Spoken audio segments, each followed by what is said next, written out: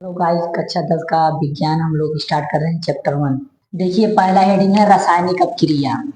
रासायनिक अपक्रिया यानी chemical reaction क्या है। जब एक या एक से अधिक पदार्थ आपस में क्रिया करके नए गुणधर्म वाले नए पदार्थ बनाते हैं तो उसे रासायनिक अपक्रिया कहते हैं। मतलब कोई, जैसे मान लीजिए कार्बन है, वो ऑक्सीजन से क्रिया कर रहा है तो ये बना रहा है CO2। तो ये नया पदार्थ बन गया। मतलब जब एक या एक से अधिक पदार्थ, मतलब एक या एक से अधिक पदार्थ रहने चाहिए और मतलब नए गुणधर्म वाले। इसका देखो क्वालिटी, इसका गुणधर्म बदल गया। मतलब कार्बन का गुणधर्म अलग होता है, ऑक्सीजन का अलग। जब दोनों क्रिया करके एक नया गुणधर्म वाला पदार्थ बन देगी तो इसका गुणधर्म अलग हो गया। उदाहरण में देखिए, जैसे दूध का दही बनना। दूध का दही बनना मतलब ये रासायनिक अपक्रिया है, या इसको ऐसे समझ सकते हैं जैसे रासायनिक परिवर्तन। रासायनिक परिवर्तन क्या होता है? जो एक बार हो जाए फिर वापस नहीं हो, उसे रासायनिक परिवर्तन कहते हैं। तो ऐसे वो रासायनिक परिवर्तन रासायनिक अपक्रिया के अंतर्गत ही आता है। जैसे दूध का दही बनना, दूध जब दही बन जाता है फिर दही मतलब जाके दूध नहीं बनता, तो ये हो गया रासायनिक अपक्रिया। लोहे पर जंग लगना, लोहे पर जब जंग लग जाता है फिर जंग से लोहा नहीं बनाया जाता, तो ये भी क्या है? रासायनिक अपक्रिया। भोजन का पचना, जब भोजन पच जाता है तो पचा हुआ चीज भोजन नहीं बन पाता है। तो मतलब ये सब क्या है? रासायनिक अपक्रिया है। मतलब इसको कह सकते हो, जब एक या एक से अधिक पदार्थ मिल करके एक नए गुणधर्म, मतलब नया क्वालिटी आ जाए, उसका गुण अलग हो जाए, तो उसी को कहते हैं रासायनिक अभिक्रिया। नेक्स्ट हेडिंग देखते हैं, रासायनिक अपक्रिया की पहचान।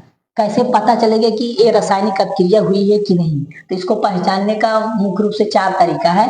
पहला तरीका है अवस्था में परिवर्तन। अवस्था में परिवर्तन जैसे मतलब कोई ठोस है, गैस बन गया। अब जैसे मान लीजिए बर्फ है या कोई चीज है, जैसे कोई ठोस है, बर्फ है तो उसी बर्फ ठोस है, तो इसको मतलब जैसे मान लीजिए ये सीधे द्रव में पानी ना बदल करके सीधे मतलब भाप में बदल गया, गैस में बदल गया, तो ये मतलब रासायनिक परिवर्तन के अंतर्गत आएगा।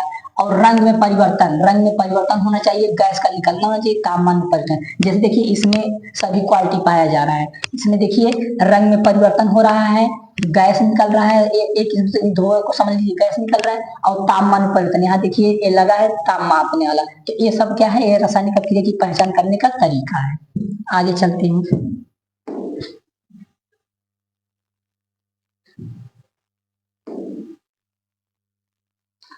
रासायनिक समीकरण। रासायनिक समीकरण किसको कहते हैं? मतलब संकेत और सूत्र लिखना ही रासायनिक समीकरण कहलाता है। जैसे मान लीजिए Mg है तो Amg जो है संकेत हो गया, और ये जो पूरा लिखे हैं ये क्या हो गया? सूत्र हो गया। तो ये जाके मतलब जाके क्या हो गया? रासायनिक समीकरण हो गया। मतलब संकेत और सूत्र से लिखने की विधि को रासायनिक समीकरण कहते हैं। तो Mg क्या है? मैग्नीशियम, और O2 क्या है? ऑक्सीजन। जब मैग्नीशियम ऑक्सीजन से क्रिया करके ये बनाता है मैग्नीशियम ऑक्साइड, तो इन सभी को मिलाकर कहेंगे रासायनिक समीकरण। और देखिए इधर तीर को समझ लीजिए कि ये बराबर है, और बराबर की साइड को बाएं तरफ कहते हैं और बराबर की साइड को दाएं तरफ कहते हैं। इधर वाले को, बाएं तरफ वाले को अभिकारक कहते हैं। यहाँ देखिए लिखा गया है, अभिकारक कहते हैं। और ये जो इधर बना है तीर के इधर दाएं तरफ, इसको उत्पाद कहते हैं। ठीक है ना?